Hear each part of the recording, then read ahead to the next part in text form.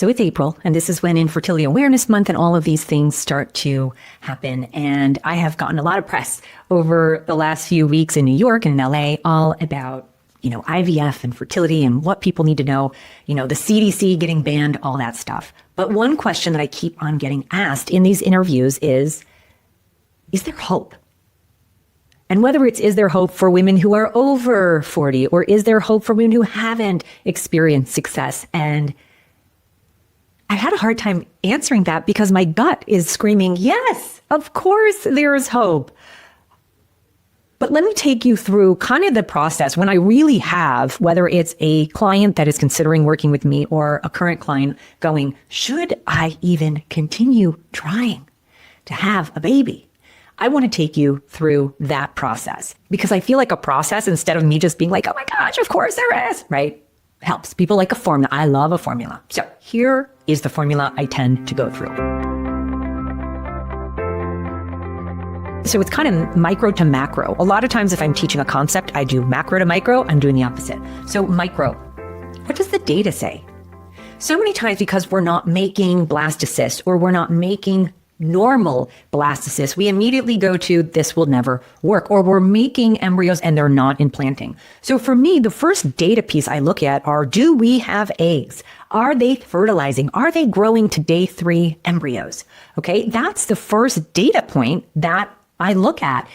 I mean, I've even seen people not make it to day 3 embryos and then make it to day 3 embryos. But let me just be more conservative because literally I feel like I've seen it all. And that's why with me in your corner, I'm like, ooh, anything is possible. But let me just be more conservative and say, if you're not even making it to fertilization, okay, you can't even make a day 3 embryo. It can't start to grow. That could be a problem. I say could because when I look at somebody's protocol, a lot of times I'm shocked that that protocol was done because I believe it will never, ever, ever, ever work. And in fact, it could hurt your chances for success. So pending your protocol, let's assume you have a protocol that I would look at and go, love it. Okay, if we're not making it to fertilization or to day 3, I'm going to look at the eggs, I'm going to look at the sperm, I'm going to look at the protocol. Okay, but if we can't get there, yeah, that is a data point that's like, that's not great, right? That's going to be a lot harder. Again, can you turn it around from there? Yes. And I've seen it happen many times. I know we have a path to parenthood. Megan just came to my head. She was stage 4 endometriosis. She was basically in premenopause. She had severe diminished ovarian reserve. And they said, you need an egg donor and a surrogate. And she did not need either for her young man. So if you need data to tell you if it's possible, that is the first thing to look at. Are you making eggs? Is there sperm? Is it fertilizing? Can it at least grow to a day 3 embryo? And you're using your perfect protocol and its exact execution of it.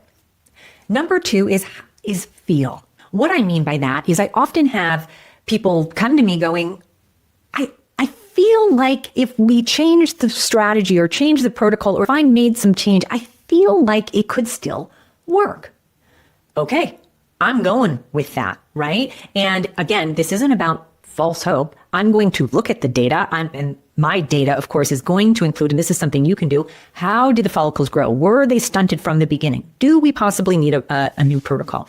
But how you feel like, if I just knew what to do, I feel like it could work a lot better. Or I feel like I'm not quite done trying with my own eggs. And I just want to know for sure that before I invest anymore, right, this is right. Hold on to that feeling. It's not you're crazy. It's not that you're trying to push something that's not possible. It is a real, true gut instinct, and I take that very seriously. And then the last thing when I'm trying to help someone decide, should they keep doing IVF? Is there any hope here? This kind of goes along with what do you feel, but what do we know about the situation? And here is where I will say, I know you can do it. I know you can do anything. I don't want you unnecessarily spending your money, your time, your energy, your egg reserve on treatments that don't work. But if you know, you have that deep knowing in your heart that it's possible, there is absolutely hope for you. And I don't even like the word hope, but that's what everybody was asking me. Is there hope? I like the word knowing. I have a knowing. I don't have hope, right? It's not luck or chance. It's a knowing. And when someone has a knowing that they are meant to be a mom and they are willing, right, to do what it takes, that's absolutely a time where I know we are not done getting this baby earthside. And typically, if you've been in this journey a while, that knowing is fake. I remember knowing and then not, and then being like, this is just ridiculous because it's taking so very long. I thought I knew.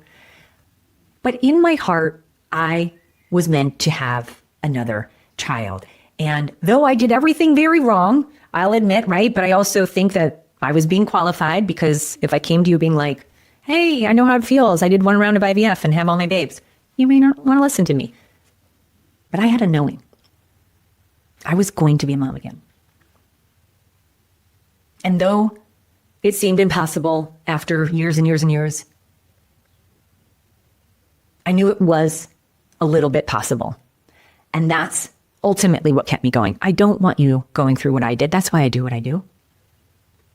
But I also don't want you to deny yourself of that knowing because other people are telling you, it's not possible. You might need another strategy. You might need to pivot. But don't ever lose that knowing, even if it's just a little bit. Move your hoping to knowing that you were meant to be a mom.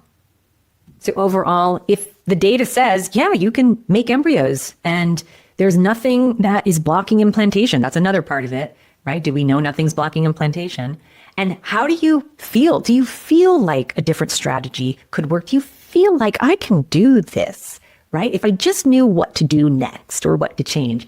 And then last, is there that deep down knowing, even if it just squeaks out sometimes because it's been so long, if there's that deep down knowing that you are meant to be a mom or meant to be a mom again, there is absolutely a possibility, I don't even want to say hope, a possibility and a likelihood that you are going to be a mom or a mom again. So when you are doubting if you should keep going, I always say, let's check the data. How do you feel? And what do you know?